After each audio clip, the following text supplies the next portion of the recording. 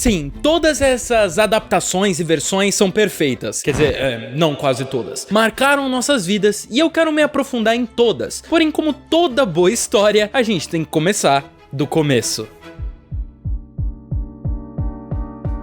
Muito antes dos filmes live action com trajes de borracha, dos brinquedos, das animações divertidas e super bem animadas, Tartarugas Ninja, ou como mais conhecidas lá fora, Teenage Mutant Ninja Turtles, surgiu de um conceito. Um conceito criado por dois apaixonados por quadrinhos do Jack Kirby, Kevin Eastman e Peter Laird, que começaram a trabalhar juntos em 1983 na Mirage Studios, uma pequena empresa fundada pelos dois com quase nenhum dinheiro. E ambos são a prova da força que duas mentes criativas unidas podem ter em criar um sonho com seu próprio estúdio. Depois de alguns quadrinhos fracassados, como tudo na vida, o sucesso não vem do dia pra noite. E esse sucesso começa quando Eastman, sem motivo nenhum, fez um rascunho de uma tartaruga mascarada usando nunchakus pra fazer uma graça. Era simplesmente um meme que ele fez, simplesmente mostrando ao amigo o quão hilário era essa premissa, pra zoar, só pra mostrar o quão ridículo era uma tartaruga ninja. E quando eles pararam pra pensar, mais eles pensavam, mais potencial surgia. Que tal mais tartarugas? Que tal uma logo? E assim, aquele conceito se tornaria oficialmente um quadrinho completo, se inspirando em personagens como Demolidor e os X-Men, artes marciais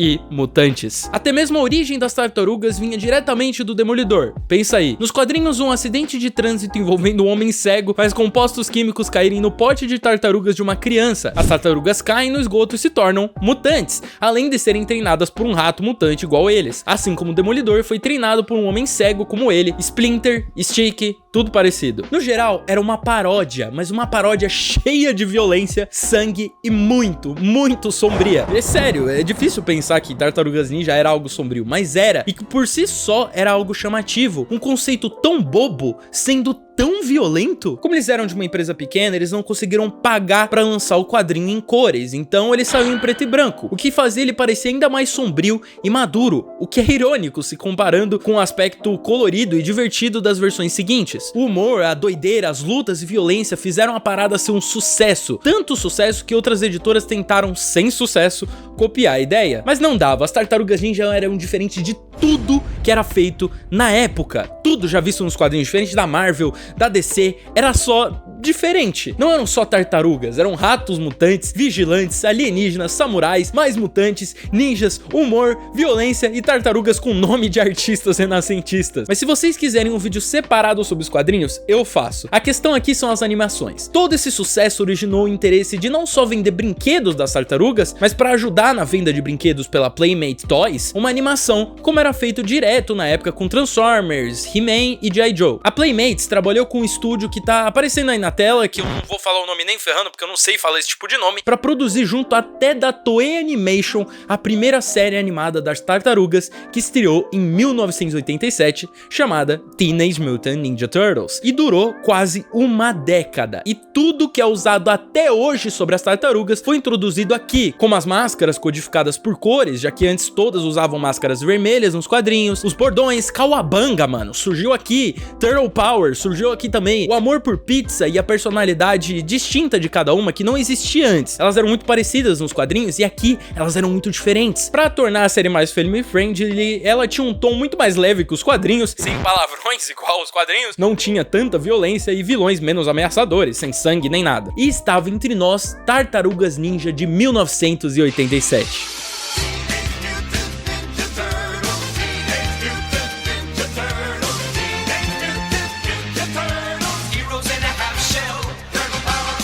Mano, eu amo essa música de abertura. Aqui as tartarugas se tornavam um sucesso mainstream e conhecidas internacionalmente. Se antes elas estavam no nicho dos quadrinhos, agora todo o mundo as conheceria. E isso aqui é o puro suco psicodélico dos anos 80. Não existe nada mais psicodélico do que tartarugas ninja que andam em uma van que soltam aqueles negócios de esgoto que eu esqueci o nome. A intro já meio que explicava um pouco sobre cada personagem e qual seria o tema da série. As personalidades agora eram bem acentuadas. Leonardo era o líder indômito, Donatello o cérebro do grupo, Michelangelo o piadista e o Rafael o mais sério do grupo. Claro que a personalidade deles era muito mais estereotipada estereotipada nessa versão e não passava muito disso, sem muita complexidade. A gente tá falando de um desenho dos anos 80, então o foco era muito mais nas aventuras do que no desenvolvimento de personagens. Algumas vezes as personalidades de cada um beiram o irreconhecível do que a gente conhece hoje em dia. Talvez o mais diferenciado seja o Michelangelo, que é o mais burrinho e engraçadinho, mas a personalidade desse grupo era apaixonante,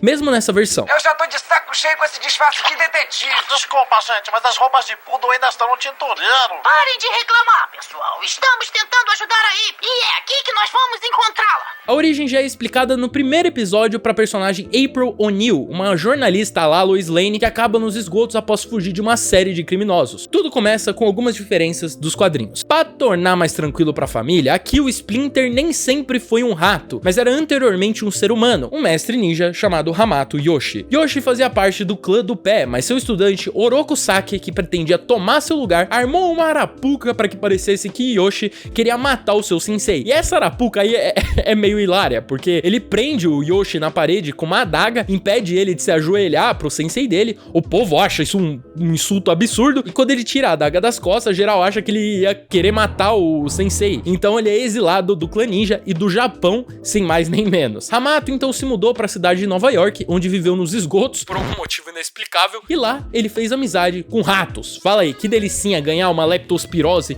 de presente de um amigo rato seu. Isso aqui é tipo Ratatouille, antes de Ratatouille. Enquanto vivia nos esgotos, o ninja um dia encontrou 4 tartarugas, recentemente compradas em uma loja de animais por um menino não identificado que acidentalmente as deixou cair no esgoto. E agora, além de ser amigo de ratos, Yoshi era amigo dessas lindas tartaruguinhas. Mas um dia, essas tartarugas foram encontradas cobertas por um mutagênico brilhante roxo que mutava qualquer ser no animal do qual ela tivesse mais contato. No caso das tartarugas, humanos. No caso do Yoshi, ratos. Então, ele se tornou o Splinter. Essa versão é bem diferente da que a gente veria no futuro e nos quadrinhos, porque aqui as tartarugas chegam no Splinter antes delas se tornarem mutantes, e ele mesmo aqui é o próprio Hamato Yoshi se tornando um rato, enquanto na maioria das outras versões, ele é o rato de estimação do Hamato que se torna um humano. Essa também é a única versão em que as tartarugas crescem totalmente, imediatamente após a exposição do mutagênico, enquanto o Splinter as cria desde a infância em outras versões. Yoshi adota as 4 tartarugas e as treina na arte do ninjutsu. Ele os nomeia após seus artistas renascentistas italianos favoritos, e enquanto isso, Oroku Saki deixou o Japão e rastreou Yoshi até a cidade de Nova York, onde pretende destruí-lo de uma vez por todas. E ali, ele se torna o destruidor que a gente conhece hoje em dia, se associando a Krang, um cérebro alienígena. Sim, é isso aí que você tá vendo na tela. E foi banido do seu mundo, a Dimensão X, onde ele era um senhor de guerra, tentando agora conseguir um corpo e trazer as suas tropas do seu universo para conquistar a Terra. Não é nada muito complexo, não. A loucura desenfreada sempre teve presente e é o que faz essa série tão especial até hoje. Tudo é surreal. Não só existem tartarugas ninjas, mutantes, humanos, justiceiros, mas até alienígenas que são colocados dentro da lore. A cidade de Nova York, cheia de crimes, agora sendo feitos por misteriosos ninjas comandados pelo Destruidor, o que por si só já cria um plot na história onde as tartarugas são as culpadas por esses crimes. As tartarugas precisam viver nas sombras por serem consideradas monstros, e esse é outro tema da série, o que dá aquele visual deles com o chapéu e o macacão, onde eles tentam se esconder de todo mundo. Tudo que o Destruidor ou o Krang fazem acaba se tornando culpa das tartarugas na história, com a mídia sendo tipo o Clarim Diário pro Homem-Aranha. Eles sempre estão culpando as tartarugas sobre tudo que acontece. A relação da April com o grupo das tartarugas, enquanto elas estão confusas com o mundo de fora, é um charme. Elas são apaixonadas pelo mundo humano, mesmo não entendendo muito bem a forma que a gente se comporta e sendo constantemente desprezadas por humanos. A cultura urbana fascina aquelas tartaruguinhas. Vilões como Bebop e Rocksteady surgiram como outros mutados pelo Destruidor, que é revelado como a mente mestre por trás da mutação das próprias tartarugas. Bebop e Rocksteady se tornaram vilões icônicos depois de sofrerem uma derrota humilhante nas mãos das tartarugas e se tornarem um porco e um rinoceronte mutantes. A gente tem o Technodrome, a nave mãe do Krang e do Destruidor,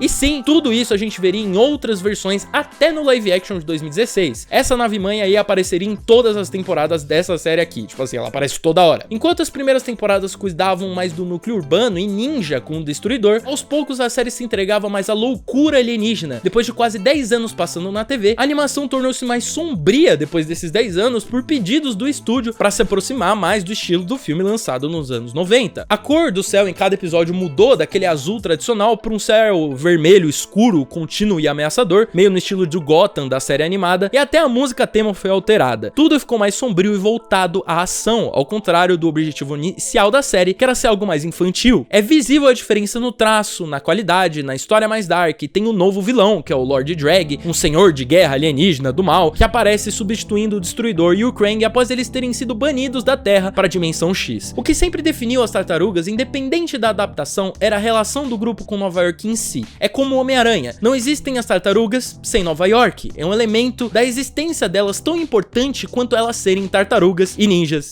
e mutantes. A cultura nova-iorquina é colocada em todos os aspectos de todas as adaptações, seja na paixão indômita delas por pizza, basquete e seu amor pelo povo de Nova York, um amor tão importante que os faz quererem defender a vida de todos na cidade, independente se eles estão sendo atacados todas as vezes pela mídia. E ainda, essa união do estilo urbano nova-iorquino e das bases japonesas dos personagens, com ninjutsu e tudo mais, torna tudo muito divertido e uma coisa nunca antes vista. Me diz aí se você já viu tartarugas, ninja, mutantes, adolescentes que lutam karatê, ninjutsu, quer dizer, em Nova York. Tipo assim, e comem pizza e jogam basquete. É uma coisa que nunca, é uma coisa tão incomum que se tornou icônica. É um mix de coisas que parecem não se misturar, mas se misturam muito bem e torna essa franquia quase perfeita pra mim, junto da trilha icônica que seria usada em todas as versões dali pra frente. Eram tão poucos episódios porque o desenho era uma nova aposta, então todo o orçamento foi colocado ali naqueles episódios para que o desenho realmente funcionasse. E funcionou, não dá pra negar. Era um hit instantâneo, os brinquedos vendiam como se fosse água, ao lado de gigantes como os Transformers e o He-Man. A série era repleta de um comercialismo interminável. Todo episódio tinha alguma forma de marketing para um brinquedo diferente, o que se tornava muito apelativo. Seja um veículo novo, um vilão novo, um aliado novo, até mesmo o veículo que as tartarugas usavam e assim por diante. É bem típico dos desenhos dos anos 80. Só tô dizendo que isso foi até que bom pra franquia, já que versões posteriores tentaram honrar e deixar mais complexos esses aspectos que foram feitos só para serem brinquedos que se tornaram icônicos acidentalmente. Pra vocês terem ideia, na época até a famosa Archie Comics fez uma adaptação do desenho pros quadrinhos. A questão é que o desenho se tornou tão, mas tão famoso que a exigência por mais episódios se tornava cada vez maior. Então enquanto a primeira temporada tinha 5 episódios, a segunda tinha 13, a terceira tinha 47 freaking episódios. E não pense que os roteiristas e animadores tinham mais tempo pra fazer o quádruplo de episódios. Não, era o mesmo tempo que antes, tanto que a temporada saiu apenas 9 meses depois da segunda. Então todo o trabalho que antes era delegado a poucos episódios foi usado em 34 episódios extras que particularmente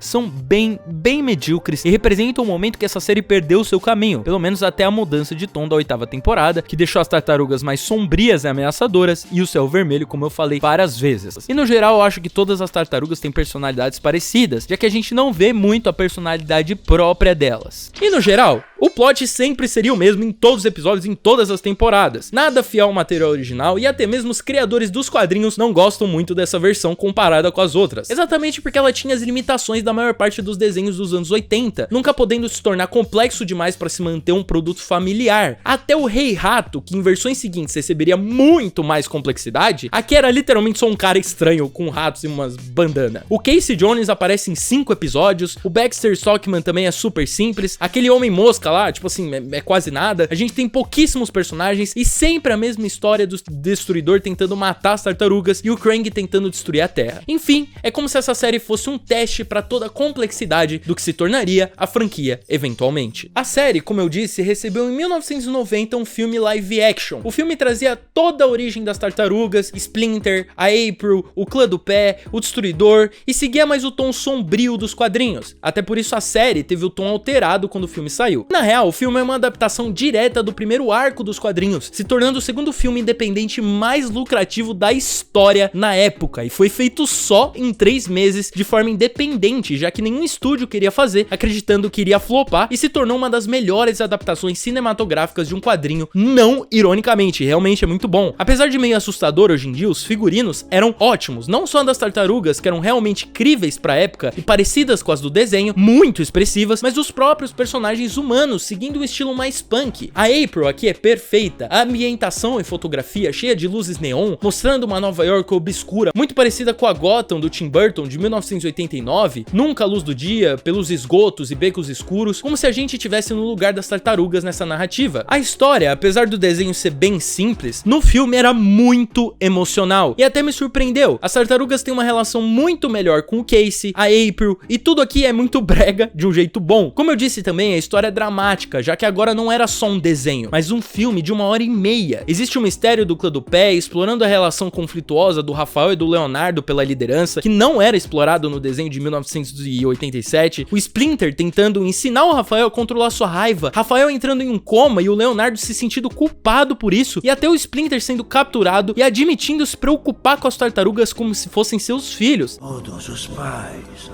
gostam de seus filhos. A falta que as tartarugas sentem do Splinter é explorada, o rato sendo basicamente torturado e aparecendo como uma aparição numa fogueira numa das cenas mais lindas da franquia, umas coreografias bem legais, enfim, tem muita coisa. Se vocês quiserem, um dia eu faço um vídeo focando majoritariamente nos filmes, falando tanto desses quanto dos filmes que surgiram depois, do Michael Bay e tudo mais. O que importa é que depois desse sucesso, vieram mais 2 filmes e uma série live action de TV, muito do que se tornaria das tartarugas hoje em dia também veio dessa adaptação. A série de TV em questão era chamada de Tartarugas Ninja: A Próxima Mutação.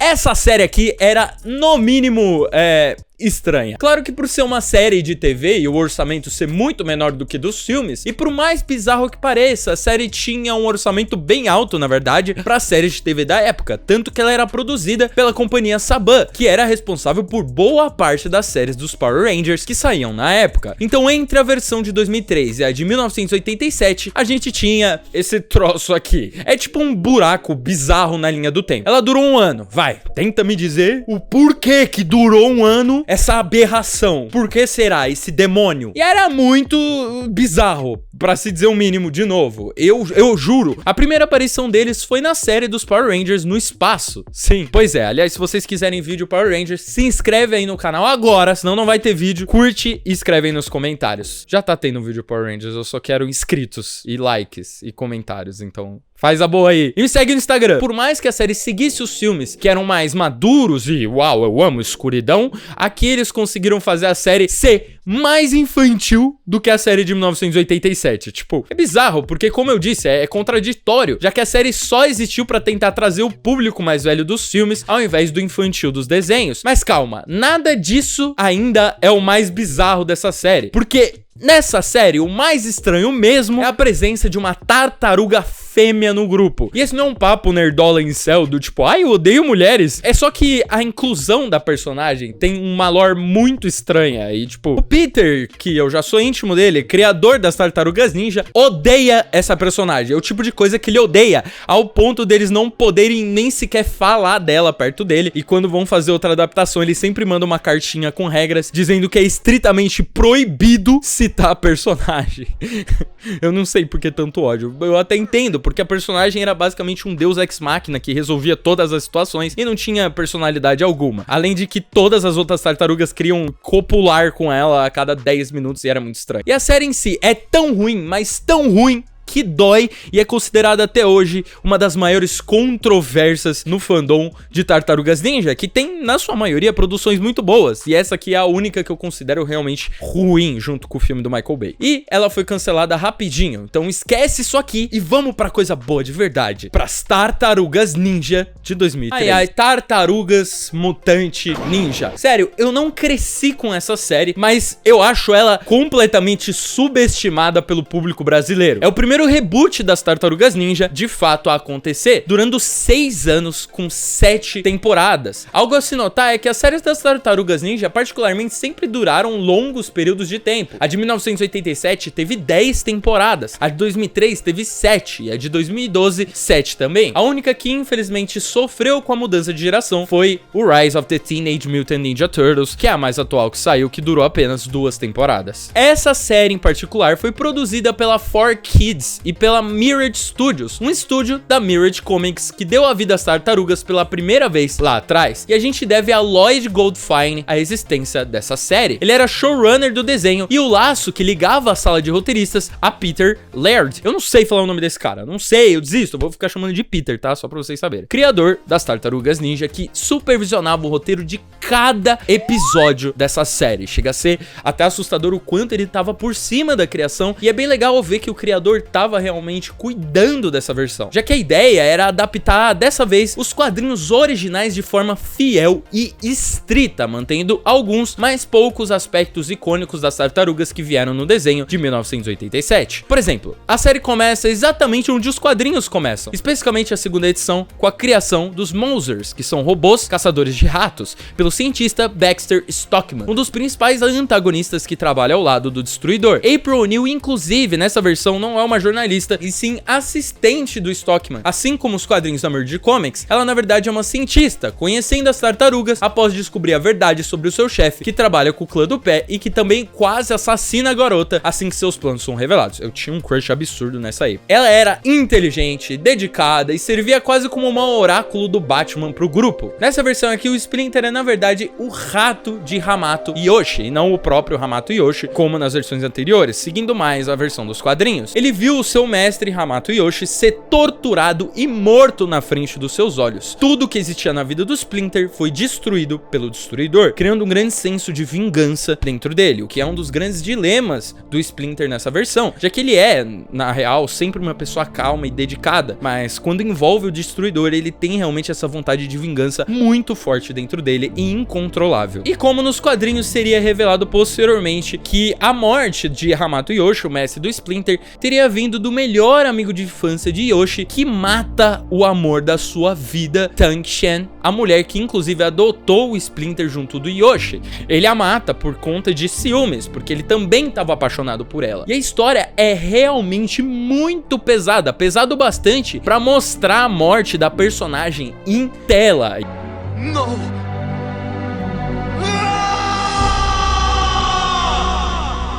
E olha, lembrando que isso aqui passava pra crianças, tá? A série colocava até um pouco da história da humanidade ali, tipo, de forma séria, falando sobre a situação do Japão nos anos que se seguiram após sua derrota na Segunda Guerra, que é um dos motivos do Hamato Yoshi estar vivendo nas ruas antes de ser recrutado pelo seu mestre.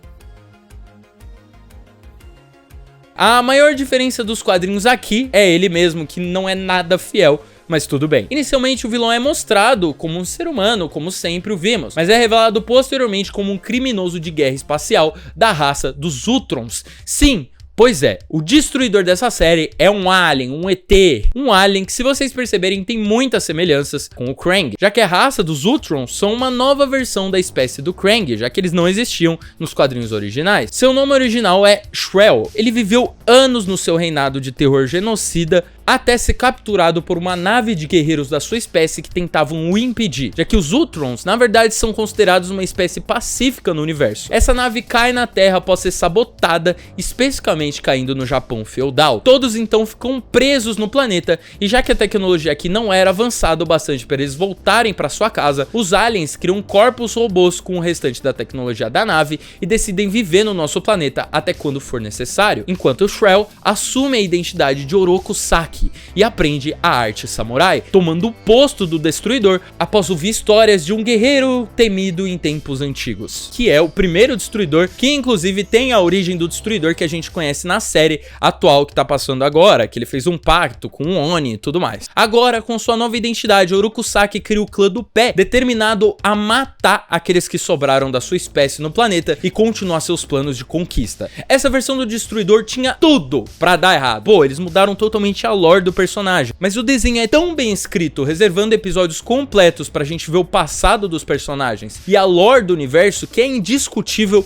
o cuidado em criar um mundo cativante. A série une o que tornava o clássico Destruidor, mestre das artes marciais, dono de um clã inteiro, e o Krang, conquistador alienígena, tão ameaçadores. É uma fusão dos dois em um só, sendo um inimigo que é muito mais perigoso do que qualquer coisa que as tartarugas já enfrentaram. Ele é considerado o criminoso mais sádico de todo o universo. E para derrotar esse monstro, os Utrons criam na Terra a Sociedade dos Guardiões, que se alia às tartarugas durante a narrativa. O Destruidor pode não ser tão complexo quanto a gente vê na série mais nova, por exemplo, onde ele tem um backstory maravilhoso, já que aqui a motivação dele se reserva ao vilão megalomaníaco, maluco, psicopata, destruidor de todas as coisas, que quer dominar tudo que existe. É clichê, mas ele é claramente o mais ameaçador de todos os destruidores de todas as séries, por conta da sua existência de centenas de anos e experiência, como as histórias sobre infinitos mundos que ele conquistou, a sua origem alienígena, o seu visual que, mano, é assustador, escuro, com olhos vermelhos, inumanos, e todos os seus atos terríveis ao longo da série, sendo a ameaça principal às tartarugas durante as 3 primeiras temporadas. 3 temporadas maravilhosas de narrativas incríveis e obscuras. É muito triste que é muito difícil encontrar essa série aqui no Brasil para assistir, mas se vocês quiserem, tem aí no YouTube tudo em inglês, todas as temporadas, todos os episódios. Algo obscuro também era o visual. Todo o traço era mais quadrado e puxado pro realismo. Os visuais diferentes do Destruidor mesmo ao longo da série são muito assustadores, eles mudam várias vezes e vão ficando cada vez mais ameaçadores. Essas mudanças não agradaram muito os fãs originais do desenho de 87, mas não era com isso que o Peter se importava. Ele queria fazer uma série que fosse o mais próxima do seu quadrinho, e eles conseguiram. Tanto que o Krang era uma criação original da versão de 1987 e foi totalmente retirado daqui. Inclusive foi o próprio Peter que deu a ideia de mudar a origem do Destruidor aqui. Os olhos das tartarugas também são brancos, como nos quadrinhos, diferente das outras versões, onde a gente consegue ver as pupilas deles, a cor dos seus olhos e tudo mais. Enquanto a versão de 1987 não mostrava muito as tartarugas sendo ninjas efetivamente, e focava muito mais no humor, o aspecto ninja da versão de 2003 é muito mais importante, principalmente a movimentação delas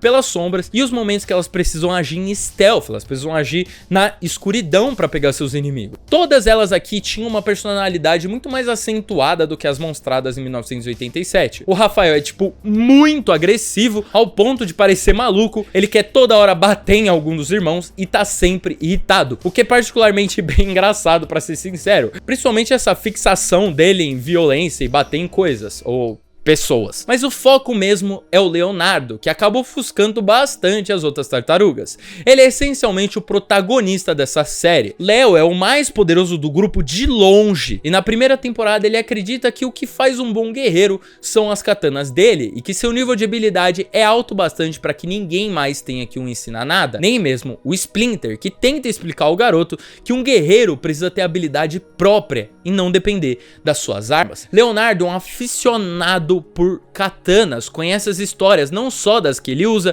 mas a de várias outras famosas katanas, incluindo uma que ele ganha de presente do próprio Destruidor antes de descobrir as suas intenções malignas, sendo quase levado por o clã do pé como um aprendiz. Então a gente vê muitos desses dilemas do Leonardo ao longo da série que são de quebrar o coração. Ele carrega um peso muito grande sendo o líder do grupo, sendo responsável por todo mundo. A parada com o Leonardo no plot é tão pesada que na 4ª temporada ele passa por um certo grau de estresse pós-traumático. E eu tô falando sério, isso acontece lá na 4ª temporada, já que desde sua última luta com o Destruidor, que foi a última dele, ele se torna destrutivo, cheio de ódio, carregando a responsabilidade de todo o grupo sozinho e se culpando. Ele carrega o peso de não ter sido bom bastante na luta contra o Destruidor, já que na batalha as tartarugas se sacrificam para destruir o vilão e só são salvas por conta de uma nave dos Utrons. Leonardo se culpa porque se os alienígenas não tivessem aparecido para salvar ele e os irmãos dele, todos teriam morrido no comando dele, que sugeriu que eles se sacrificassem para acabar de uma vez com o plano do Destruidor. Mano, olha só que parada pesada. Leonardo não se curou, preso naquele ambiente, incapaz de melhorar, sendo relembrado do seu erro todos os dias ao olhar para os seus irmãos. Isso faz com que o herói saia numa jornada pelo mundo inteiro, especificamente ele acaba parando no Japão, sozinho, procurando a si mesmo e respostas para um antigo mistério, em um episódio que foca inteiramente no Leonardo se encontrando e descobrindo que ele é o maior inimigo dele nesse momento. E isso é uma lição para todos nós, e uma lição que eu acho particularmente incrível de ser ensinada num desenho para crianças. A derrota do Destruidor e o seu aprisionamento não afetam só o Leonardo, mas também a Karai, filha do Destruidor. Sim, filha dele, que vocês devem conhecer lá da versão de 2012, que foi onde eu conheci primeiro também. Mas ela teve sua primeira aparição na TV aqui e foi criada nos quadrinhos também. Karai é uma personagem fascinante e enquanto o Destruidor pra mim é um personagem legal, pelo tanto de lore ao redor dele, envolvendo alienígenas e tudo mais, Karai é a mais interessante pelo seu desenvolvimento. Ela serve como um paralelo para as tartarugas, já que ela é filha adotiva do Destruidor, que lhe ensinou a arte do ninjutsu, assim como as tartarugas foram acolhidas pelo Splinter e ensinadas a mesma coisa. Criações parecidas de pessoas com ideais completamente opostos, que acabaram criando crianças com mentais totalmente diferentes. Depois que seu pai é aprisionado, depois de todas as coisas terríveis que ele fez, ela sente que ela precisa tomar o posto da próxima Destruidora. Diferente do seu pai, o dilema dela tá muito longe dela ser do mal e querer dominar o mundo ou coisa do tipo. A personagem sempre tá entre a cruz e a espada, honra e família, tentando seguir as tradições da sua criação para se tornar sucessora do Destruidor, mas também tendo conflitos com todo o mal que ela comete. A relação dela com o Leonardo é muito fofa, até porque ele é o único personagem que tenta ver o bem que existe ainda dentro dela. Tem o Baxter Stockman, como eu falei lá atrás, que tem seu corpo praticamente destruído pelo Destruidor após falhar em matar as tartarugas ninja, e é muito bizarro, porque cada vez que ele vai falhando, o Destruidor vai tirando uma parte do corpo dele, até ele criar um robô gigante que ia sustentar a vida dele. Mano, ele fica de cadeira de rodas e em um ponto ele fica até só com uma cabeça num corpo de aranha. É muito, muito assustador, sério, dá medo mesmo. O que vocês precisam entender é que cada episódio servia pra uma trama maior, assim como a primeira temporada de Ben 10 Força Alienígena. Então cada novo episódio tinha algo novo pro arco, seja das tartarugas, seja do arco maior que se desenvolvia. Isso era revolucionário pra franquia, já que não existiam episódios soltos, e quando existiam eram muito poucos e serviam pelo menos pra desenvolver as tartarugas de alguma forma. Então era uma série contínua, como se fosse um mundo real, onde os personagens aprendiam, mudavam ao longo do tempo. Isso, como eu disse, pra franquia era revolucionário. E aí, algo estranho acontece na sexta temporada e eu ainda não sei o motivo. Algo real muito estranho que significou a total queda de qualidade dessa versão. Não só o estilo mais sombrio é abandonado nessa temporada, como as tartarugas passam uma temporada inteira no futuro. Sim, as tartarugas são puxadas para o ano de 2105 pelo tataraneto do Casey Jones e da April O'Neil, que se casam nessa versão. Os personagens nessa temporada sofrem um redesign completo, ficando muito mais leves e num traço mais infantil, onde eles parecem até meio bebês, sabe? Os temas mais pesados de antes não recebem mais a mesma atenção. E pra vocês terem ideia, outra temporada depois dessa traz um mundo cibernético bizarro, meio Matrix, mano, e tem o Destruidor cibernético, que não é o mesmo Destruidor, nem aquele Destruidor do passado, nem o Destruidor alienígena, é só um Destruidor cibernético, tipo, mano, sei lá, eu realmente não entendo porque eles fizeram isso. É o tipo de desenho que deveria ter acabado na quarta temporada, mas se estendeu por muito tempo e se tornou uma paródia de si mesma. Por isso eu ainda acho a versão de 2012 bem superior, que não perde a qualidade mesmo nas temporadas finais. Eles estavam tão sem ideia aqui que uma das ideias para fazer uma temporada nova traziam as tartarugas com as suas versões do passado em um estilo bem infantil, onde elas seriam crianças, tipo, quase um reboot. E eu agradeço por essa parada ter sido negada pelo estúdio. Eu meio que tinha dito que não sabia o motivo das mudanças, mas, mano, óbvio que toda essa loucura era pra vender mais brinquedos. Em 2009 foi lançado o filme Turtles Forever, o primeiro crossover envolvendo as tartarugas. Dessa vez as versões de 2003 têm um encontro com as versões de 1987, e como eu disse, eu posso fazer um vídeo focado especificamente nos filmes, se vocês pedirem aí nos comentários e eu ver que esse vídeo for bem. Então se inscreve no canal, dá um like, me segue no Instagram, e enfim, para eu saber se vocês realmente gostaram desse vídeo. O desenho foi cancelado depois dele estar perdendo audiência, depois de tanto tempo passando na TV, foram 6 anos, e a 4Kids vendeu os direitos das tartarugas para Nickelodeon, dando seu lugar para a versão de 2012. E pera aí, falando da versão de 2012...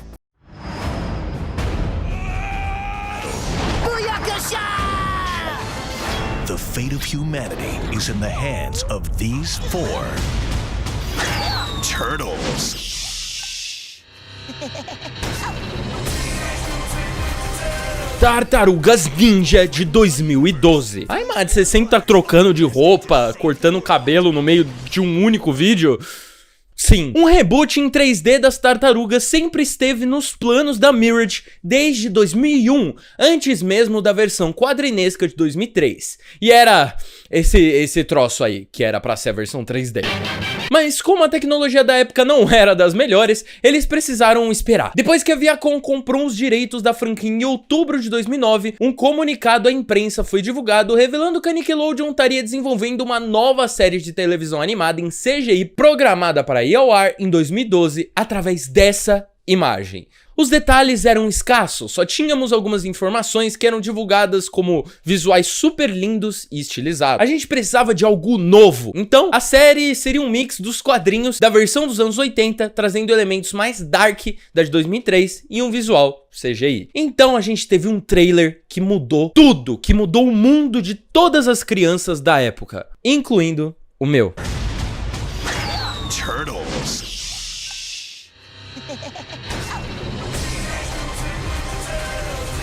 When evil threatens our universe, these four brothers are destined to save the world. Okay, who's next?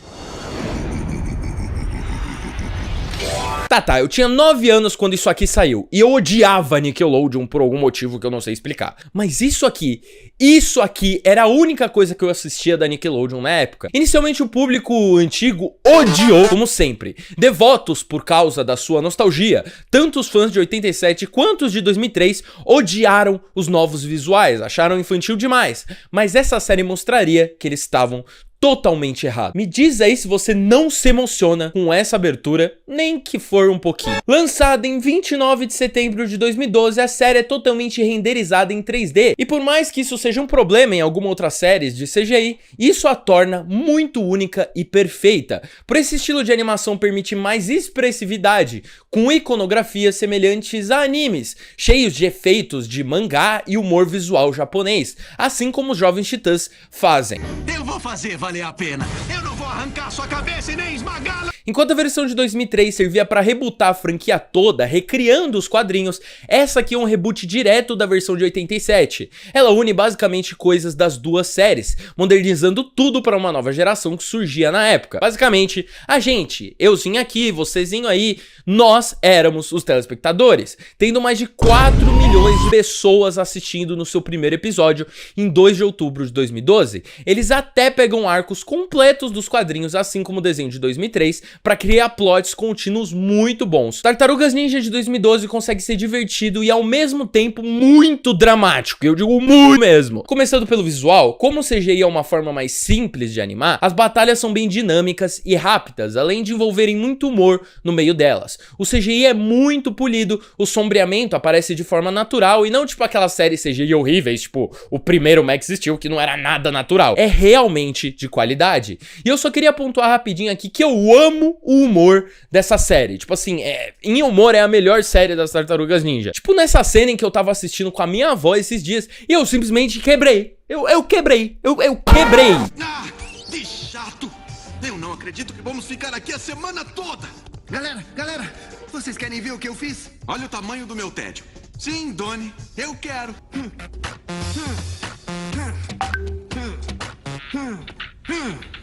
Pra mim deu. Eu tenho que sair daqui. Eu tô bem. Eu te amo. Ele não tá legal. Eu simplesmente amo o Rafael dessa série. Ele é muito engraçado. Eu amo o Michelangelo também. É o que todos precisamos. Estamos tão viciados em celulares, comida ruim e TV que viramos estranhos à natureza. Um verdadeiro ninja deve se juntar à natureza pra poder se guiar. Ei, cara, deixa a TV fora disso, tá legal? Cara, essa é a história mais louca que eu já ouvi. Mais que as suas histórias, Mickey. Mas eu encontrei mesmo a Megan Fox no telhado, cara. Whoa, chill. It's just a mask. See? Don't freak out. Right?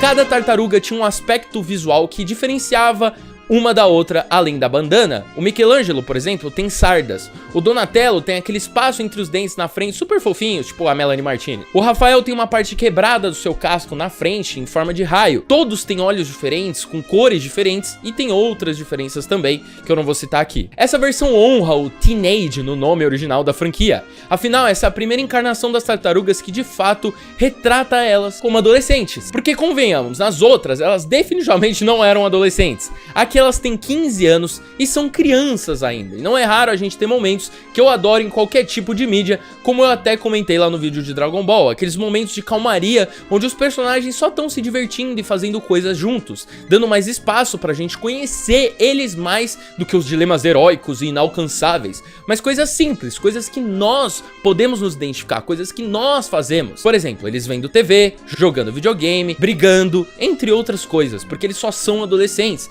Então isso tornava a série muito identificável. Como eu disse, por serem adolescentes, eles estão lá cometendo erros na maior parte do tempo, aprendendo, vivendo. E até a mentalidade delas são de crianças. O Leonardo, por exemplo, é aficionado em programas de TV, especificamente um lá que é parecido com Star Trek, em que ele usa um personagem fictício como base para se tornar um líder ele mesmo. Então tem o líder lá da série de TV que ele assiste e ele tenta ser como esse líder quando ele vai liderar as tartarugas. E isso é muito real.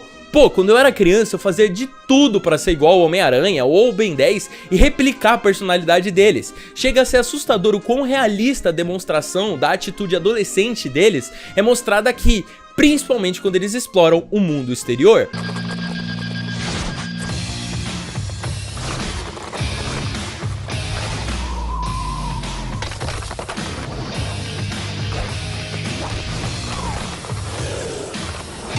Aqui é a primeira vez que eles estão entrando em contato com tudo que a gente conhece como icônico da franquia, que eles amam em outras versões. Por exemplo, o seu amor por pizza. Sim, a gente vê pela primeira vez as tartarugas ninja experimentando pizza.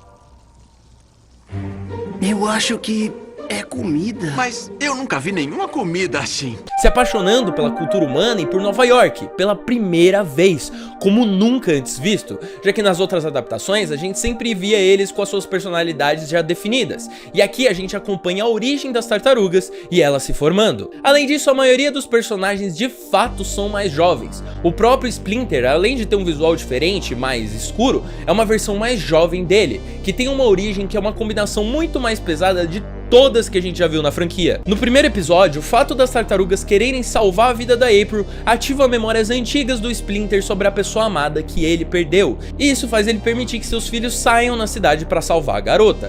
Então no roteiro, uma coisa leva a outra, uma pista do passado é jogada para o telespectador como motivo dessa mudança de ideia do Splinter, mas não é contada logo de cara, a gente fica no mistério. E olha, essa série é muito boa em criar mistérios, o que nos mantém vidrados assistindo cada episódio. Como eu disse, essa versão é um reboot da versão de 1987, então o Krang tá aqui, Rocksteady também, personagens que os criadores odiavam e não queriam na versão de 2003, agora todos retornam. Além disso, sendo uma reformulação, o Splinter aqui é igual à série de 1987, o humano Hamato Yoshi transformado em rato, mas aqui as suas motivações do passado são muito mais pesadas. Na versão de 2012, diferente da de 2003, quem mata a Tang Shen, a esposa do Splinter, na verdade é o Oroku Saki, o próprio destruidor, ao invés do melhor amigo do mestre do Splinter. Eu sempre achei isso particularmente muito mais interessante, porque torna a rivalidade entre ele e o Splinter muito mais interessante de se assistir, já que existe um motivo emocional pessoal envolvido pro rancor que o Splinter sente do destruidor e por que dele ter uma ligação tão forte com o vilão. Não é simplesmente, ele me fez ser expulso do meu clã, como foi na série de 1987, ou ele matou meu mestre, como é na série de 2003, mas algo muito mais arrebatador.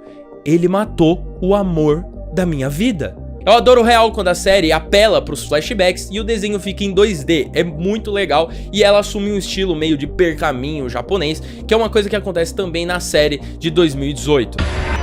Eu perdi a cabeça. E com o tempo, nossa rivalidade se transformou em ódio. Mas não foi culpa sua. O destruidor insultou você, você não tinha escolha. Eu poderia ter escolhido ignorá-lo, eu poderia ter escolhido deixar as palavras passarem por mim, como um rio sobre uma pedra. Mas eu deixei que ele me irritasse. Fui eu quem transformei as palavras dele em armas. Essa foi a escolha que eu fiz. Qual é a escolha que você fará? Como quando a gente descobre o passado das tartarugas e a sua origem, como Hamato Yoshi sendo atacado por um grupo misterioso com um mutagênico que transformou ele e as tartarugas em mutantes. Esse grupo, inclusive, faz parte dos vilões da série. Eu acho interessante que para um desenho da Nick e de 2012, onde a gente tinha soft reboots como Omniverse surgindo, que querendo ou não é mais infantil que as versões anteriores de Ben 10, esse desenho consegue ser bem pesado quando ele quer, mas esses momentos pesados não aparecem só pra chocar, mas servem narrativamente pra ensinar lições, e lições que eu levo pra minha vida desde criança e agora como adulto. Eu vou começar falando dessas lições falando sobre os personagens. Primeiramente, as tartarugas, começando pelo Rafael. Ele é, como sempre, a tartaruga mais fascinante de se analisar de todas e a minha favorita. Algo que eu senti muita falta na adaptação de 2003 foi um pouco mais de desenvolvimento dele e do porquê ele possui tanto ódio guardado dentro de si. No episódio Temperamento Ninja, o temperamento explosivo do Rafael entrega a operação secreta das tartarugas, simplesmente porque ele não consegue ficar quieto quando é insultado. Isso aí, vai, seu gosmento molenga. Obedece a mamãe. Aí, toma cuidado, cara. E no momento da minha vida em que eu assisti esse episódio, ele me passou uma lição maravilhosa que eu precisava ouvir. Em um treinamento feito pelo Splinter, as tartarugas atiram flechas no Rafael enquanto o insultam, xingando ele de todas as formas. Tudo pra provar que o Rafael não consegue dominar suas emoções e isso cria uma fragilidade. E essa impulsividade do Rafa não o torna confiável. Ninguém suporta alguém cheio de raiva, alguém incapaz de controlar os próprios sentimentos. Significa alguém incapaz de sacrificar o próprio ego pela necessidade de outras pessoas, que é algo que o Rafael faz. Ele fica tão insultado e tão preso no seu ego que não consegue sacrificar esse ego para ajudar os irmãos. E isso é um problema, principalmente se você tá trabalhando em grupo. Então ele é deixado de lado pelo resto dos irmãos e expulso da operação. A gente vai voltar pra quebrar. E você vai pra casa. Você tá brincando? Que isso, amigos? Vamos deixar o Léo viajar no poder assim? Eu acho que o Léo tá certo. Você tem que controlar o seu gênio, sacou? Você não é confiável.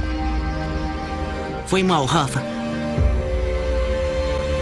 Ele volta então pro covil das tartarugas e o Splinter lhe conta uma história bem simples, mas profunda sobre o seu passado. Após ser insultado na frente da sua esposa, Splinter ataca o seu então parceiro Orokusaki, perdendo a cabeça. E o que começou apenas como um descontrole do Splinter se tornou uma rivalidade que criou o Destruidor e resultou na morte da sua esposa e filha, simplesmente porque no passado Hamato Yoshi não teve autocontrole o suficiente para ignorar insultos. É um episódio sobre autocontrole, controlar os seus sentimentos, que nos mostra como nossas atitudes, mesmo que não mal intencionadas, mesmo que a gente esteja defendendo a nossa honra, podem levar a consequências graves. A racionalidade sempre deve estar no comando e não a emoção.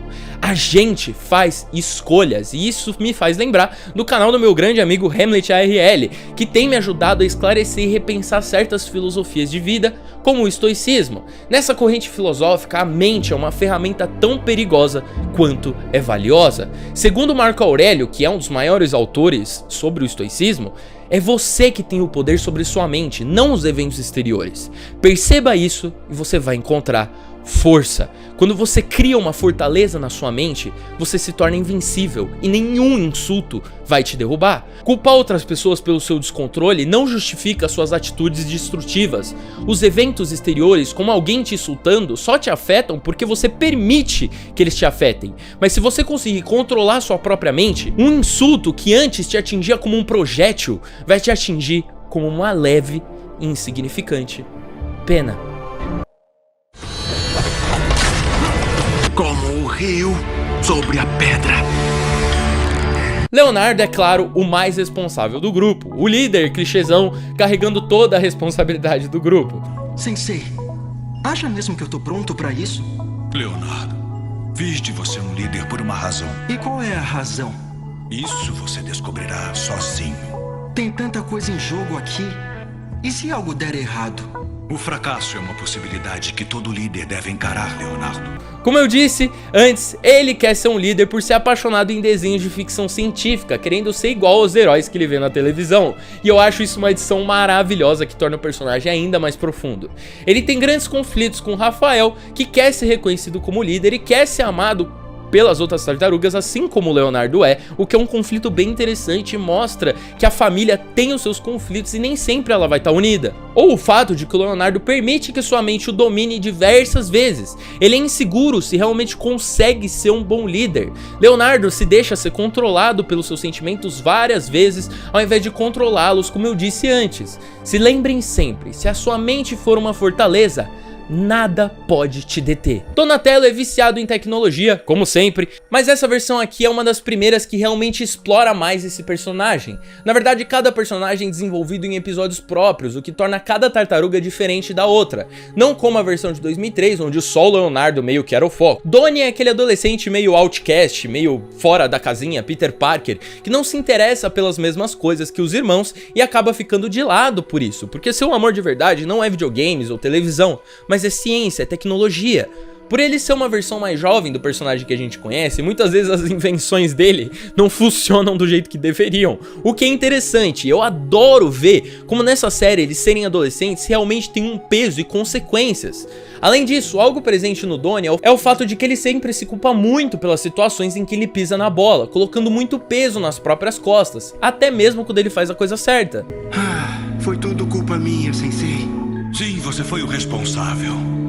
É. Responsável por destruir o mutagênico. Responsável por salvar o povo desta cidade. Responsável por derrotar uma tecnologia avançada usando apenas genialidade, bravura e um bastão.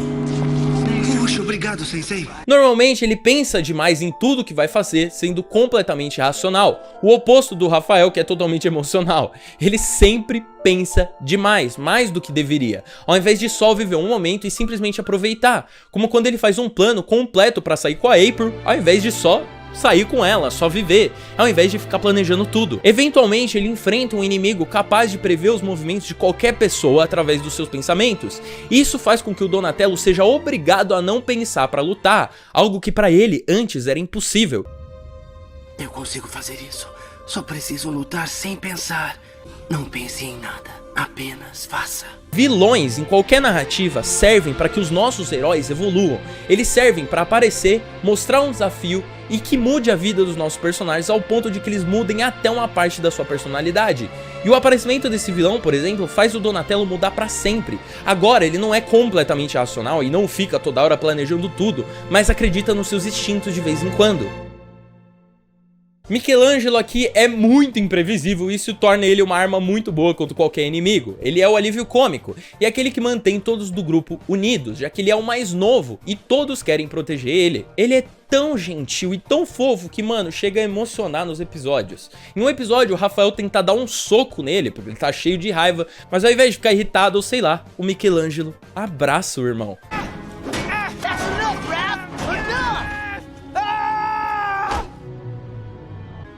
Okay, bro.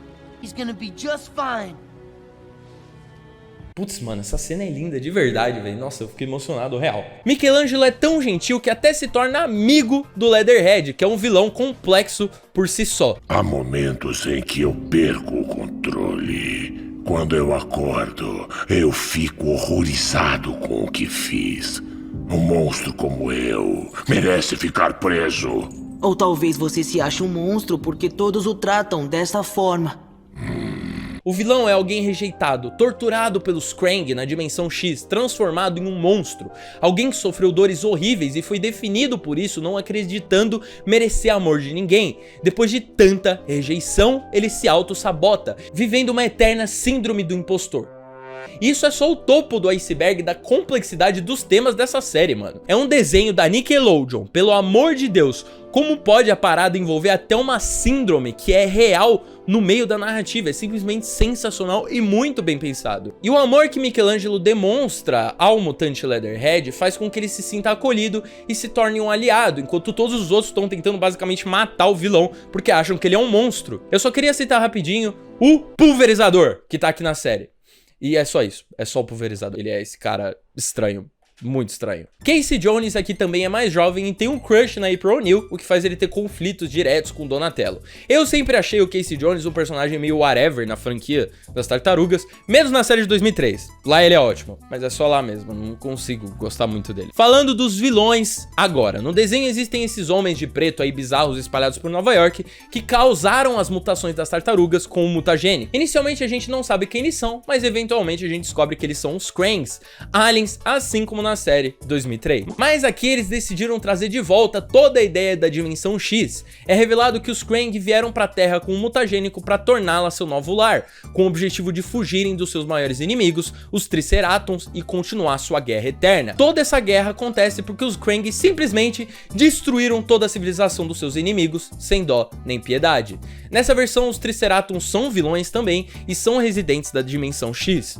O mutagênico não funciona no nosso universo como no deles, pelas leis da física serem diferentes. E aqui, os humanos são transformados em mutantes ao invés de serem transformados em Krangs, que era o objetivo dos vilões quando eles vieram pra Terra. Antigamente, os Krang eram como os Ultrons da série de 2003, uma raça pacífica que foi destruída por um cientista, o Krang Prime, que é o Krang que a gente conhece, que escravizou a maioria do seu povo. Uma curiosidade legal aqui que não tem nada a ver é que os Krang são dublados, todos eles, pelo Nolan North, que é o responsável por fazer a voz do Nathan Drake nos jogos. Isso é muito legal. Aqui eles são menos ameaçadores e sérios, sendo mais cômicos pela forma que eles agem. Tipo, eu dou real risada com eles. Além disso, a invasão deles na Terra traz visões muito, mas muito assustadoras. Tipo assim, olha essa invasão deles, mano. Olha o visual bizarro do Krang Prime. Maluco, que medo do cacete dessa invasão.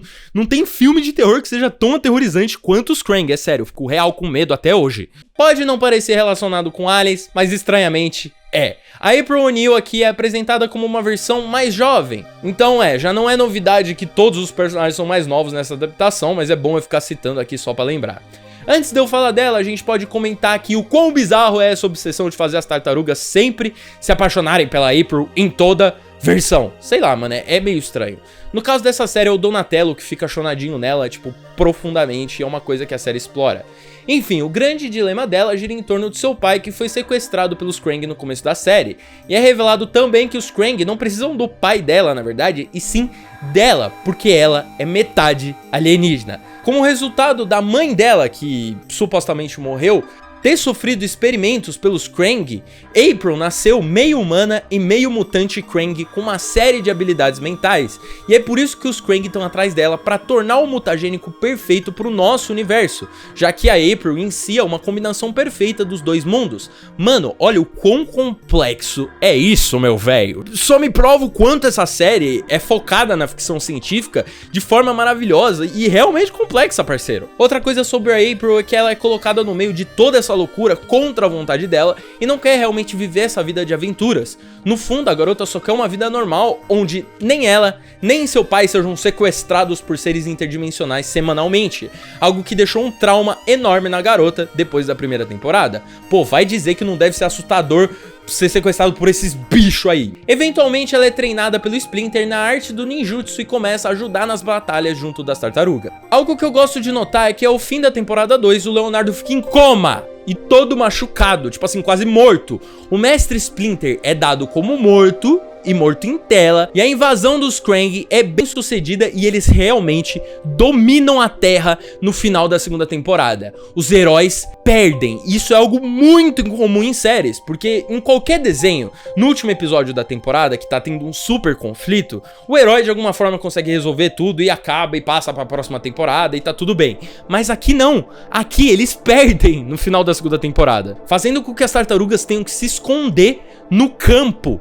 Olha que troço pesado, mano. Os nossos heróis simplesmente perderam contra os aliens e precisam lidar com isso. E o fato do Rafa ficar com o Léo enquanto ele tá machucado, além de ser muito emocionante, é uma referência direta ao filme dos anos 90, o que eu acho muito legal. Eu adoro esse arco inicial específico da terceira temporada, porque as tartarugas precisam lidar sozinhas, não com seu próprio fracasso em salvar o mundo, mas lidar sozinhas com a suposta morte do seu mestre também. Leonardo, enquanto isso, tá tão machucado que não consegue sequer andar, ele se sente incapaz como líder por estar tão impotente e não fazer nada e aparentemente nunca poder se recuperar. E não achem que isso dura só 1 ou 2 episódios, não. Na verdade, os personagens ficam incapazes durante 9 episódios, vivendo no mato, treinando, tentando se encontrar e entender quem eles realmente são e por que perderam, até retornarem para Nova York no episódio 10, prontos para enfrentar a invasão Krang de uma vez por todas. E isso por si só é impressionante de forma narrativa. Chegou a hora. Voltaremos para Nova York. Lidarem com seus erros e melhorarem é algo muito especial e único dessa versão. Tudo é uma homenagem aos filmes dos anos 90, como essa cena aqui. Se não encontrarem sua força interior e espiritual, não terão nenhuma chance contra o Destruidor. Nós escolhemos o que nos prende e o que nos faz seguir em frente. É lindo ver como os criadores tinham um carinho muito especial em homenagear todas as versões das Tartarugas que já existiram, mostrando que os roteiristas eram mesmo fãs. Voltando para os vilões, a gente tem o Baxter Stockman, que tá aqui também nessa série, e ao invés de ser um milionário cientista dono de uma grande empresa, ele é na verdade um fracassado, mas um fracassado que não é aquele fracassado que você odeia, mas aquele que você tem pena. As semelhanças dele com o Electro do espetacular Homem-Aranha 2 são assustadoras. Ele é zombado por todos, é humilhado, rejeitado pelos pais, o que por si só é bem triste. E ele vira uma mosca gigante aqui também, e os robozinhos dele aparecem, eu acho isso muito legal. Claro que eu não deixaria de citar os nossos amados Bebop e Rocksteady, que aqui são bom... Eles são o Bebop e Rocksteady que a gente conhece, não tem jeito, eles sempre vão ser... E claro, o principal antagonista, o Destruidor Oroku Saki, o maior vilão das Tartarugas Ninja. Além de tudo que eu falei antes sobre o passado dele com o Splinter e o rosto queimado bizarro dele, o vilão tem um backstory muito sombrio. Ele nasceu no Japão, crescendo no clã do Pé, inimigos do clã Hamato, que era o clã do Splinter. A série não faz do clã Hamato totais heróis. Na verdade, eles são responsáveis por destruir, dizimar, queimar e matar todos do clã do Oroku Saki, quando ele ainda era um bebê, sendo dos únicos sobreviventes e adotado pelo pai do mestre Splinter, crescendo ao lado do clã Hamato sem saber da sua verdadeira origem. A sua rivalidade com Hamato Yoshi só cresceu durante os anos, principalmente quando ele se apaixonou pela Tang Shen, a futura esposa do Splinter. Uma briga faz com que ambos os irmãos se separem, e após descobrir suas verdadeiras origens, ele reconstrói o clã do Pé e se torna finalmente o Destruidor. Futuramente ele mata Tang Shen acidentalmente. Você me tirou tudo o que eu amava. Eu não acho o Destruidor tão complexo aqui, ele é bem interessante, ele de fato é o mais complexo de todas as séries. E assim como na versão de 2003, toda a complexidade dele vem em uma das minhas personagens favoritas de toda a franquia. Você tomou uma coisa de mim, então eu tomei uma coisa de você também. Sua filha. Karai é adaptada aqui como na série de 2003, sendo mais jovem igual todos os outros personagens, como eu já falei 1000 vezes. Aqui ela trabalha com o Destruidor, mas uma revelação muito mais bizarra acontece. Ela não é filha do Destruidor, mas é revelada como filha biológica do mestre Splinter e Tang Shen. Na verdade, ela foi sequestrada pelo Oroku Saki. Ele criou a garota como fosse sua filha, meio que como um acerto de contas por ele ter sido sequestrado quando era criança pelo pai do Splinter e também pelo fato de ele culpar o Splinter pela morte da Tang Shen. A garota foi criada de forma abusiva e treinada para matar o maior inimigo do Destruidor, o Splinter. Ela tem uma relação muito específica com Leonardo. No primeiro episódio que ela aparece, a garota tenta convencer o Leonardo a ser mais parecido com ela, tentando quebrar as morais do personagem, enquanto o Leo quer que ela veja que ela não é uma pessoa tão mal quanto ela parece ser.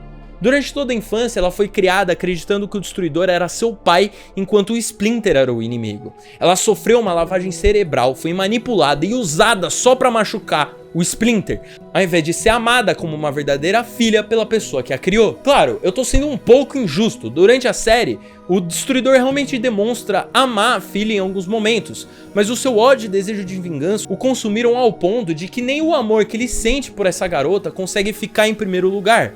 Eu amo que o Destruidor não é só esse vilão totalmente maligno no mal, mas uma pessoa que realmente se preocupa e sente falta daquela que chama de filha. Por exemplo, quando a Karai é transformada em mutante, o Destruidor tenta fazer um acordo com os Krang para que eles transformem a garota em humana novamente. E esse acordo envolve basicamente ajudar os Krang a destruírem a Terra. Então o vilão estava disposto a destruir o próprio planeta que ele vive pra salvar a própria filha. Mas mesmo assim, ela foi tirada de uma vida de paz, foi retirada do seu lar, de um pai atencioso e foi criada pelo homem que matou a sua mãe, mesmo que fosse em um acidente. É um trauma psicológico profundo e irreparável. E mesmo tendo sofrido tanto, mesmo tendo passado por tudo que passou e podendo se tornar uma vilã, mesmo tomada por vingança tantas vezes, ela escolhe deliberadamente ser uma boa pessoa. Não importa a nossa criação, não importa o que o mundo nos diga, o que a gente deve ser, não importa o que pensem de nós. Nós escolhemos quem nos tornamos. Nossas raízes não nos definem e ninguém pode mudar isso. Você é quem escolhe ser, não o que os outros fazem de você. Ela até se torna parte da equipe eventualmente, é quase morta pelo destruidor e deixada de cama no hospital. Mano, isso aqui passava pra crianças, tá? E é muito legal. Continuem passando desenhos assim pra criança. Algo que eu acho sensacional nessa série é que nossos heróis perdem várias vezes. Ainda não estamos prontos pra algumas coisas. E mortes acontecem. Essa aqui foi uma das únicas adaptações das Tartarugas corajosa o bastante pra matar o mestre Splinter de forma fria, dolorosa e aterrorizante. Conseguiu, Sensei! Vai! Suba!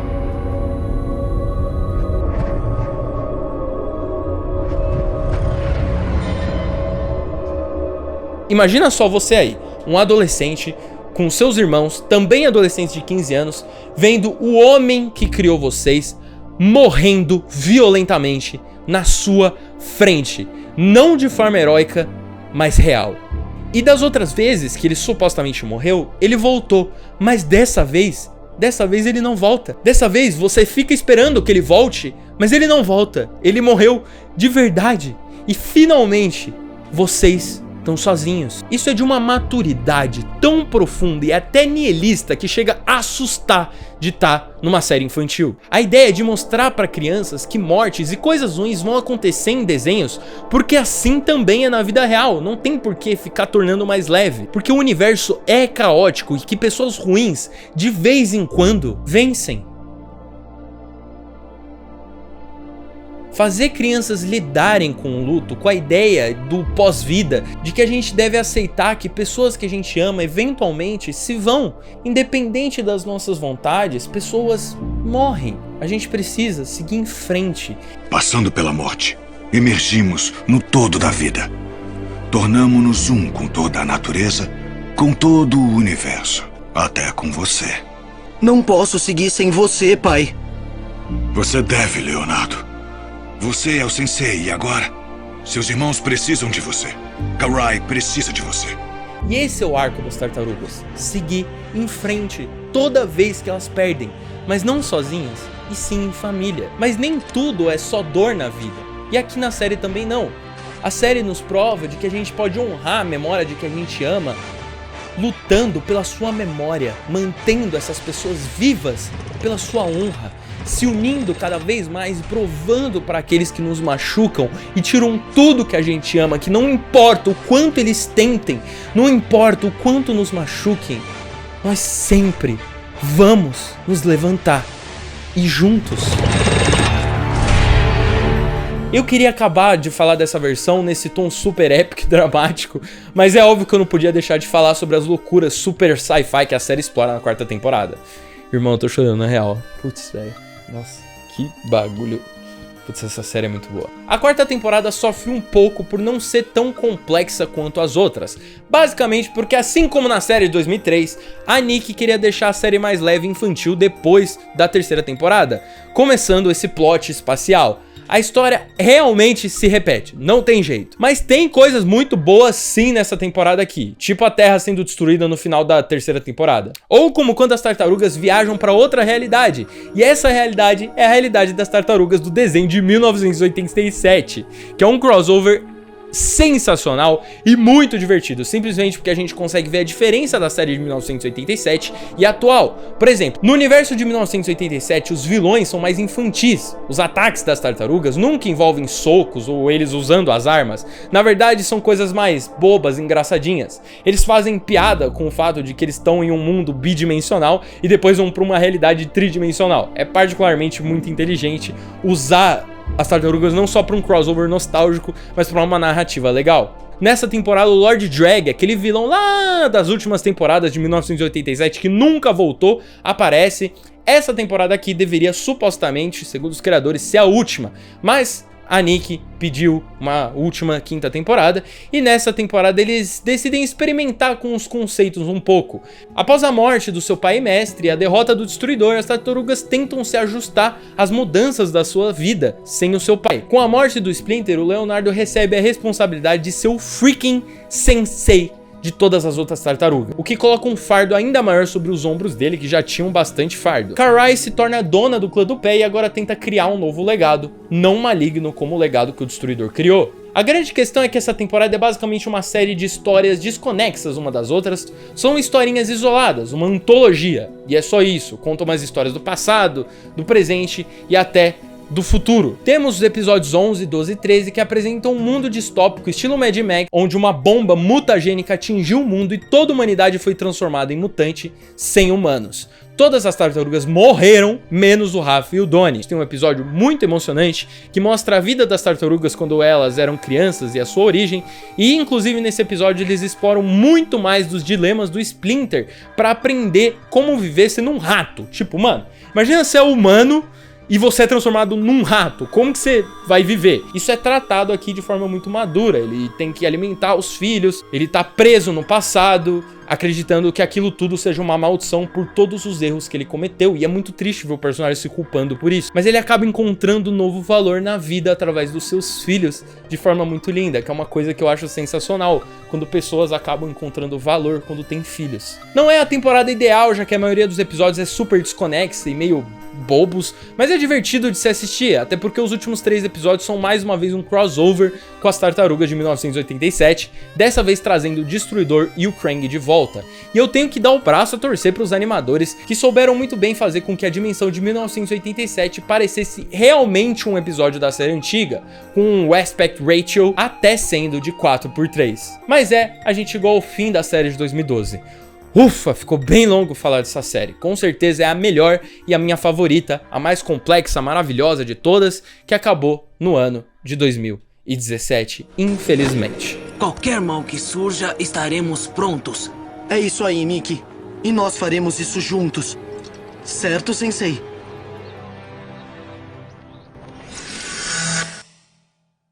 Com esse trailer, era-nos apresentado Rise of the Teenage Mutant Ninja Turtles, ou, aqui no Brasil, O Despertar das Tartarugas Ninja. Essa é com certeza a versão mais diferente das tartarugas até hoje. Claro, foram 3 adaptações até agora que seguiam mais ou menos as mesmas bases. Era preciso criar algo novo para uma nova geração. Uma geração mais rápida e mais ativa. E a maioria das tentativas por reboots desses não funcionam. Mas esse aqui em específico funciona mais ou menos, eu diria. Mas por quê? O traço mais simples, que é algo comum em reboots, não foi algo de escolha dos criadores, mas eles usaram essa limitação ao favor deles, escolhendo um traço lindo baseado em um quadrinho e muito expressivo. Assistir isso aqui é quase como ver um quadrinho vivo vindo à vida. Vocês, os pergaminhos, estavam errados. Eu estava errado em fazê-los segui-los. Então não tá bravo com a gente? Não. As linhas ao redor dos personagens sendo meio falhas, como se fosse desenhado à mão. As Band-Aid Dots, que são aqueles pontos que existem em quadrinhos e aparecem em animações como Aranha Verso. E a Nova York dessa versão aqui é muito viva, brilhante, cheia de neon e cores. Então, pelo menos visualmente, a série se garante. Mas e no resto? O objetivo do desenho é focar na vida das tartarugas antes delas terem se tornado os heróis que a gente conhece hoje em dia em outras adaptações. Assim como o nome Despertar diz, a série se propõe a ser uma modernização das tartarugas. Elas são de fato só adolescentes se divertindo por Nova York e não necessariamente lutando contra o crime, principalmente por conta da criação que elas tiveram. Mas como assim? O Mestre Splinter é o culpado. E essa é uma subversão que eu adoro nessa versão aqui. Splinter não é aquele personagem mega ultra sábio e tem muitas, mas muitas falhas como mestre e como pai, o que dá humanidade a ele, ironicamente, já que ele é um rato. Deixe em paz! Eles já vão soltar os escorpiões! Hamato Yoshi era um ator famoso tomado pelo ego que abandonou seu próprio avô pela fama, não fazendo seu treinamento para derrotar o Destruidor, assim como era seu dever segundo o legado do seu clã, querendo se tornar um ator famoso e eventualmente conseguindo. Mas algo no meio do caminho deu errado. O Splinter, ao invés de crescer, de amadurecer, se torna aquela celebridade fracassada que tenta reviver seus dias de glória, reassistindo tudo do seu passado como um vício, preso num corpo de um rato, revendo como era a sua vida como humano, ao invés de seguir em frente como todas as outras versões dele fizeram. Muitos fãs odeiam o Splinter de Rise, e eu acho ele peculiar e digo até que gosto. Eu não digo que adoro, mas eu até que gosto. É diferente, tem uma psique muito grande nele a se analisar. Até porque o Splinter foi transformado em um rato contra a sua vontade ao ser torturado por um dos vilões principais da série, que não é o Destruidor. A série já começa com tudo definido. April O'Neil já trabalha com as tartarugas, mas o objetivo é subverter. Então todas as armas clássicas das tartarugas são destruídas no primeiro episódio, com eles recebendo armas místicas que dão certas habilidades para cada uma. Tudo que eles podiam subverter é subvertido nessa versão. O Splinter é um rato gordo, o Leonardo não é o líder, já que o Rafael é o irmão mais velho e tem que assumir essa posição. Nenhum vilão clássico que a gente conhece aparece no desenho base, além do Destruidor. Só no filme que os Krang são a ameaça principal. Nos é revelado também que debaixo de Nova York existe um mundo místico escondido repleto de magia. Essa parte mística é o foco com vilões novos que nunca apareceram antes na franquia. Conforme revelado no final da série, todo o poder místico no mundo é derivado do Empyrean, uma substância mutagênica trazida pelos Krang num passado distante. Um yokai chamado Barão Draxon, após descobrir uma profecia que dizia que o mundo yokai, que é o mundo subterrâneo místico que eu falei, seria destruído pelos humanos, tentou de todas as formas avisar o seu povo, sendo totalmente ignorado, assim como o Thanos. Desesperado, o vilão usou a alquimia e criou um mutagênico para criar um exército de mutantes. Ele então conheceu o campeão de um torneio chamado de Batalha Nexus, que é um torneio místico que existe nesse mundo subterrâneo, criado por uma das antagonistas da série. O campeão é Lujitsu, que é o Mestre Splinter, é o nome de ator dele que ele escolheu, ao invés de Hamato Yoshi, que ele abandonou depois de todos os traumas que ele teve com seu clã. Ele foi forçado a permanecer lutando no subterrâneo nesse Batalha Nexus por uma outra vilã, a Big Mama. E desculpa, eu assisti tudo em inglês, então eu não sei falar o nome desses personagens em português. Ao ver as habilidades incríveis de Hamato Yoshi, Draxon o captura, torturando o homem, fazendo experimentos doentios.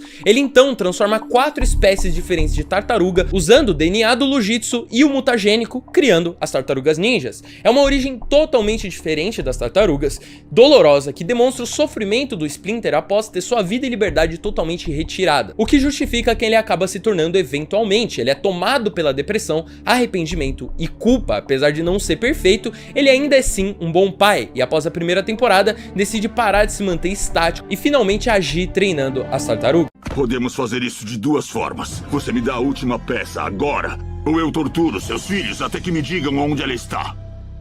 A escolha é sua.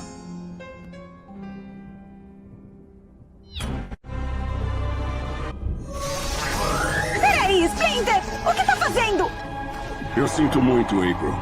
Eles são meus filhos. A lore mágica da série é muito boa, e em contraste com o poder místico dos yokai, lá do povo subterrâneo, tem outra força sobrenatural, que é o Hamato Ninpo, que é descrito como um poder espiritual e não místico. Esse poder vem da força espiritual combinada de todos os membros vivos e falecidos do clã Hamato, fortalecidos pelo laço que compartilham como família. As tartarugas descobrem eventualmente que o clã do pé tá tentando completar uma armadura mística do antigo Destruidor para tentar revivê-lo. As tartarugas recebem poderes místicos visualmente impressionantes que tornam a animação, que é realmente o que eu mais amo nesse desenho, eu já falei várias vezes, ainda mais refrescante. Leonardo consegue abrir portais com a sua espada, Rafael cria um construto de si mesmo, o Michelangelo é quase o Doutor Estranho e o Donatello não tem poderes místicos, ele mesmo decide usar a tecnologia. Essas mudanças são muito boas e refrescantes para a série, é realmente divertido assistir as lutas, é como tá vendo um anime de uma qualidade absurda na Nickelodeon, o que é Algo de cair o queixo. Ocupado! Entropia!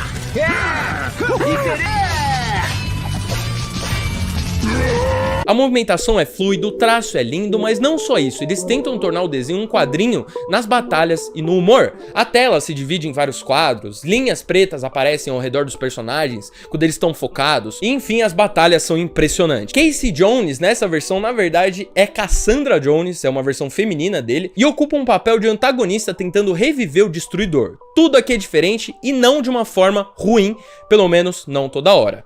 Sobre o Leonardo não ser o líder que a gente conhece, bom, eu até entendo, mas ele acaba se tornando o mais mimado do grupo no roteiro, consequentemente o mais chato dos 4. É uma decisão que eu entendo e respeito, mas que chega a ser irritante de vez em quando, porque parece que só tiraram uma característica do Leonardo e transferiram pro Rafa, tornando o Leonardo completamente vazio. E eu não tô falando do filme aqui, tá? Onde o Leonardo se torna o líder finalmente. Não, então não adianta usar como argumento o filme que o arco dele é melhor lá, porque realmente é melhor, mas na série original ele é chato pra caramba. Pra comparação, a série de 2012 se dedicava a fazer com que cada tartaruga tivesse seu próprio dilema e personalidade, enquanto a maioria das outras séries, como a de 2003 e 87, só faziam isso com o Leonardo. Essa aqui sofre com algo oposto e ao mesmo tempo parecido. Só o Rafael tem foco, enquanto o restante fica ofuscado. E aqui a personalidade de cada uma meio que volta a ser só um estereótipo, como era lá nos anos 80, e o humor vira o foco. Muita gente deve estar me xingando nos comentários já, mas olha, eu tô criticando o que me irrita, tem coisas boas,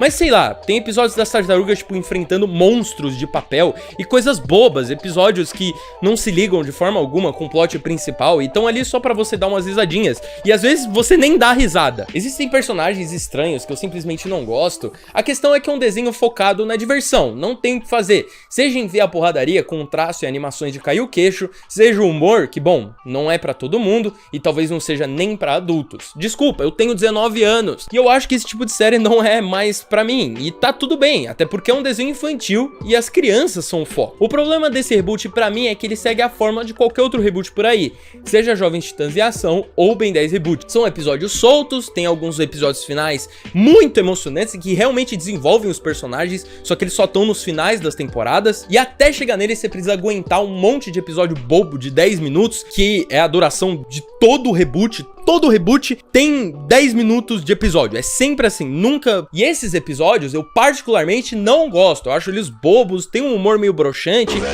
Inicialmente o desenho seria realmente totalmente episódico, mas por pedidos da própria Nickelodeon, um arco principal foi colocado. Como todo reboot tem aquela cena dos personagens rejeitando aspectos de adaptações anteriores, de forma pretensiosa, meio que tentando ironizar, fingindo ser superior a versões antigas, esses reboots nunca mostram uma história de origem ou coisa assim, e sempre começam de um ponto onde tudo já tá definido e blá blá blá. Sendo sincero, essa repetição nesses reboots já tá se tornando chato mesmo, porque é a mesma fórmula. Beleza, quando o Jovens Titãs fez isso, mas aí Thundercats fez, aí Ben 10 fez, aí Tartarugas fez. Tipo assim, já deu, né? Tá ficando repetitivo já e não tá parecendo mais refrescante. A série realmente fica boa naqueles episódios especiais que sacrificam o humor bobo pra tentar contar uma história, e a história contada é sensacional. Como eu disse, o personagem do Splinter é fascinante. Nos últimos episódios da segunda temporada, ele é a definição clara do fracasso. Ele negligenciou sua responsabilidade em impedir o retorno do Destruidor sendo uma estrela de cinema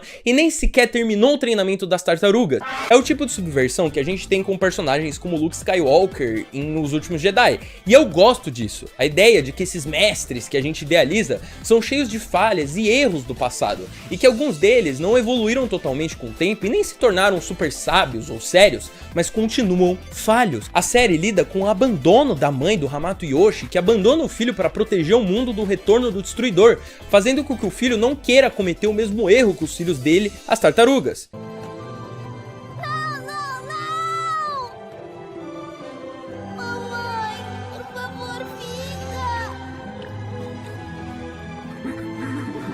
E esse abandono da mãe do Splinter é um dos motivos do porquê ele não quer cumprir o seu papel como o que deveria de impedir a vinda do Destruidor. Já que, pô, a mãe dele abandonou ele pra treinar, pra derrotar o Destruidor, e ele não vai fazer a mesma coisa, porque ele foi abandonado. É um trauma que explica a motivação dele e é muito bom. Quando ele era criança, ele foi obrigado a treinar, ao invés de seguir o seu sonho de ser ator, eventualmente negando o seu treinamento pra se tornar quem ele queria, se tornando basicamente o Bruce Lee desse universo. Oroku Orokusaki, o Destruidor, faz um pacto com Oni, que é um demônio japonês, para salvar o seu clã. Esse demônio é futuramente revelado como um alienígena, especificamente o Krang. Orokusaki tem outras motivações. Aqui ele começa como alguém de bom coração, ao invés daquele vilão cheio de inveja e ódio. Ele se torna um monstro ao fazer o pacto para salvar o que restava do seu clã, especificamente sua filha. E isso é de uma maturidade maravilhosa de ser contado numa história infantil.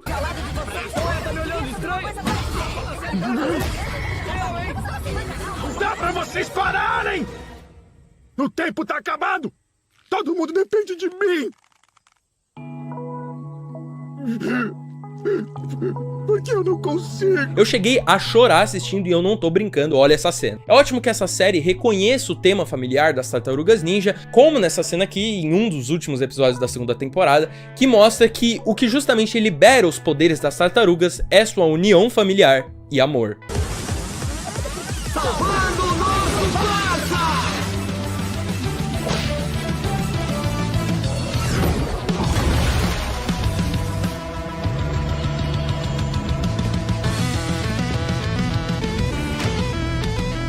Uma terceira temporada foi planejada, mas com a baixa venda de brinquedos, a Nick cortou metade da segunda temporada, que deveria ter 46 episódios, e não só 24. Em seguida, cancelando a terceira temporada planejada pelos criadores. Apesar da primeira ser bem entediante e o humor não me agradar, a segunda realmente tenta ser mais séria. E um filme foi lançado esse ano agora, que pra mim é uma das melhores coisas já feitas nessa franquia. Eu queria muito falar do filme, que é o que salvou essa adaptação pra mim, e até pode estar garantindo a existência de uma terceira temporada. Mas esse vídeo já tá muito longo, vocês estão vendo aí embaixo.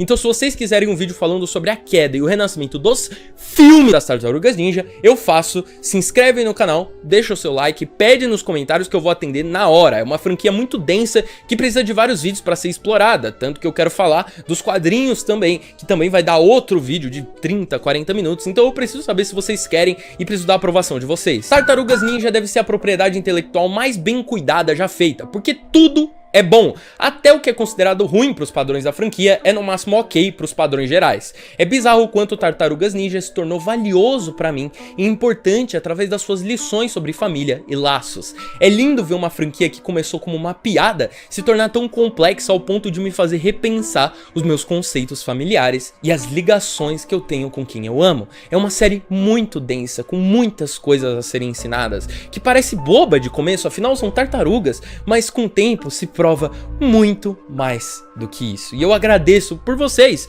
porque eu nunca fui de acompanhar muito Tartarugas Ninja, e por causa de vocês eu fui atrás de assistir todas as séries. E eu me emocionei, eu chorei, e foi algo que se ligou muito a mim, e agora eu posso dizer que eu sou real um grande fã dessa franquia, que me fez ver muito de como eu me relaciono com a minha família, como eu me relaciono com as minhas ligações, com as pessoas ao meu redor que eu considero amigos e irmãos, enfim. Eu agradeço essa franquia, que é muito boa, mesmo com seus altos e baixos. Enfim, um grande abraço e Cauabanga!